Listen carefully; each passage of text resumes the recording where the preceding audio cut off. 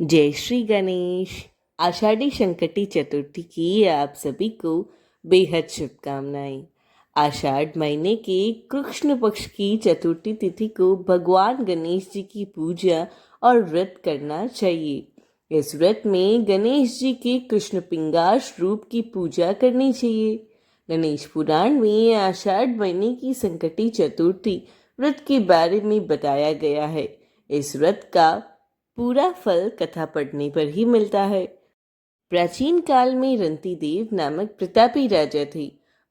उन्हीं के राज्य में धर्मकेतु नामक ब्राह्मण की दो स्त्रियां थी। एक का नाम सुशीला और दूसरी का नाम चंचला था। सुशीला नृत्य करती जिससे उसका शरीर दुर्बल रहता।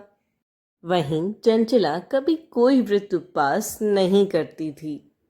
सुशीला को एक सुंदर कन्या हुई और चंचला को पुत्र प्राप्ति हुई।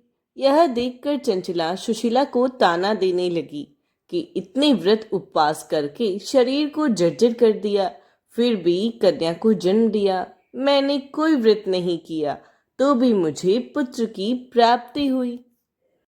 चंचला के व्यंग्य से सुशीला दुखी रहती और गणेश जी की उपासना करने लगी।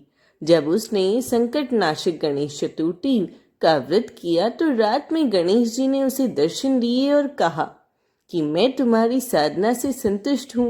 वरदान देता हूँ कि तेरी कन्या के मुख से निरंतर मोती और मूंगा प्रवाहित होते रहेंगे।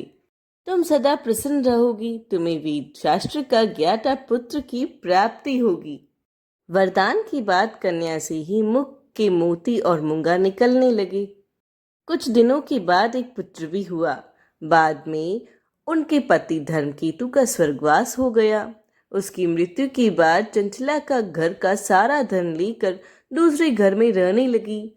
लेकिन सुशीला पतिगृह में रहकर ही पुत्र पुत्री का पालन पोषण करने लगी। इसके बाद सुशीला के पास कम समय में ही बहुत सारा धन हो गया, जिससे चंचला को उससे ईर्ष्या होने लगी।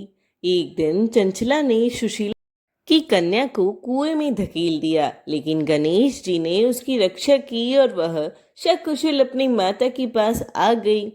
उस कन्या को देखकर चंचला को अपने मन किए पर दुख हुआ और उसने सुशीला से माफी मांगी। इसके बाद चंचला ने भी कष्ट निवारक संकट नाशक गणेश जी के व्रत को किया। इस व्रत का महत्व चतुर्थी के दिन चंद्र दर्शन को बहुत ही शुभ माना जाता है। चंद्रोदय के बाद ही व्रत पूर्ण होता है। मान्यता यह है कि जो व्यक्ति इस दिन व्रत रखता है उसकी संतान संबंधी समस्याएं भी दूर हो जाती है। अपशय और बदनामी के योग कट जाते हैं।